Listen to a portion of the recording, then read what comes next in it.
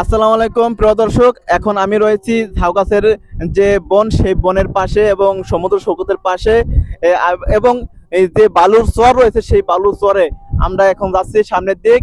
আর এখন দেখতে পাচ্ছেন কুয়াকাটা সমুদ্র সৈকতের পাশেই কিন্তু আমরা রয়েছি এবং যাচ্ছি আমরা গাড়িতে ঘোরাফেরা করতেছি। অনেক সুন্দর মনোরম পরিবেশ।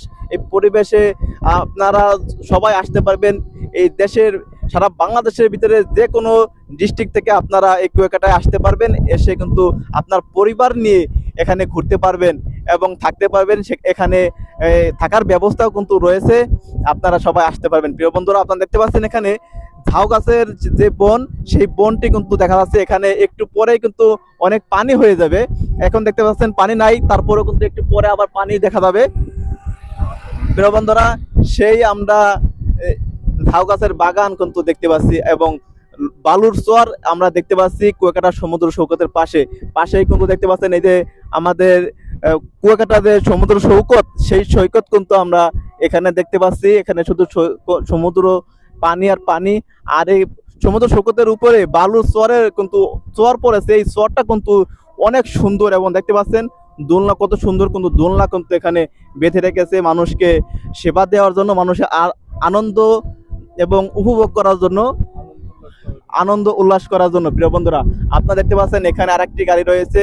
এখানে হয়তো বা যারা ঘুরতে এসেছে তারা কিন্তু এই গাড়িটাকে ভাড়া করে নিয়ে এসেছে এবং তারা ঘুরতেছে গাড়িটাকে নিয়ে। আর আমরাও কিন্তু একটি গাড়ি নিয়ে এসেছি, এই গাড়িটা কিন্তু নিয়ে আমরাও ঘোরাফেরা করতেছি এবং প্রাকৃতিক যে দৃশ্য এবং পৃথিবীতে আল্লাহ তাআলা যে কত সুন্দর করে সৃষ্টি করেছেন, সেই দৃশ্য কিন্তু আমরা নিজের চোখে দেখতেছি, যা আপনারা নিজে এখানে না আসলে আপনারা বুঝতে পারবেন না। প্রিয় বন্ধুরা, আপনার অনেক সুন্দর এবং প্রাকৃতিক দৃশ্য অনেক সুন্দর এবং কুয়াকাটা সমুদ্র সৈকতের পাশে কিন্তু অনেক সুন্দর একটা পরিবেশ, মনোরম পরিবেশ।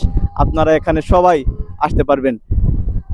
দেখতে পাচ্ছেন এখানে আরো দোলনা রয়েছে এবং অনেক সুন্দর করে সাজিয়েছেন পর্যটকদের জন্য, যাতে তারা এখানে এসে আনন্দ উপভোগ করতে পারে।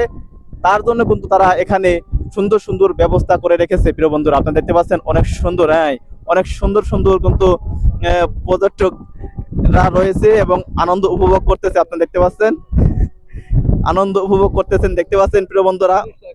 অনেক সুন্দর, অনেক সুন্দর একটা দৃশ্য দেখতে পাচ্ছেন। প্রিয় বন্ধুরা, আপনারা দেখতে পাচ্ছেন সেই কুয়াকাটা সমুদ্র সৈকতের পাশে কি সুন্দর করে কিন্তু সাজিয়ে তুলেছে এখানকার কর্তৃপক্ষ। প্রিয় বন্ধুরা, দেখতে পাচ্ছেন আমরা কিন্তু এখন কুয়াকাটা সমুদ্র সৈকতে রয়েছি। এখানে বালু চর কিন্তু পড়ে আছে। বালু চরের কারণে একটু পরে কিন্তু এখানে আবার পানি আসবে। আর এখানে একবার সকাল 12টার দিক পানি আসবে, এই আবার চলে যাবে 1টা 2টা 3টার দিক, আবার পানি নিচে নেমে যাবে। তারপরে আবার কিন্তু সন্ধ্যার দিক আবার এখানে পানি হয়তো বা আসবে, এরকম আমরা কথা শুনেছি আর কি, দেখি নেই। কারণ আমরা এই প্রথম কিন্তু আমরা কুয়াকাটা সমুদ্র সৈকতে কুয়াকাটায় ভ্রমণে এসেছি। আমরা প্রায় 60 জনের মতন আমরা কিন্তু এখানে কুয়াকাটা সমুদ্র সৈকতে ঘুরতে এসেছি এবং পিকনিকে এসেছি। প্রিয় বন্ধুরা, আপনারা দেখতে পাচ্ছেন শুধু বালু চর আর চর। এখানে একটু আগেই হয়তো বা 12টার দিক পানি ছিল, সেরকম আবাস কিন্তু এখানে দেখা যাচ্ছে। একটু একটু পানি দেখা যাচ্ছে, পানি নিচে নেমে গেছে, অনেক দূর কিন্তু নেমে গেছে, একেবারে সমুদ্র অনেক দূর পানি চলে গেছে। আর এখানে কিন্তু বালুর চর পড়ে আছে।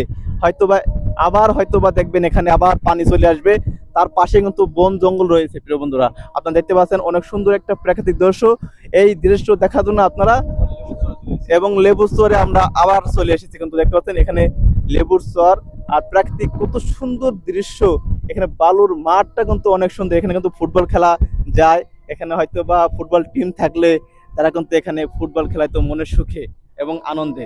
প্রিয় বন্ধুরা, সবাই ভালো থাকবেন, সুস্থ থাকবেন এবং পরবর্তী ভিডিও দেখার আমন্ত্রণ রইল। এই বলে আমি আমার বক্তব্য শেষ করছি। আল্লাহ হাফেজ।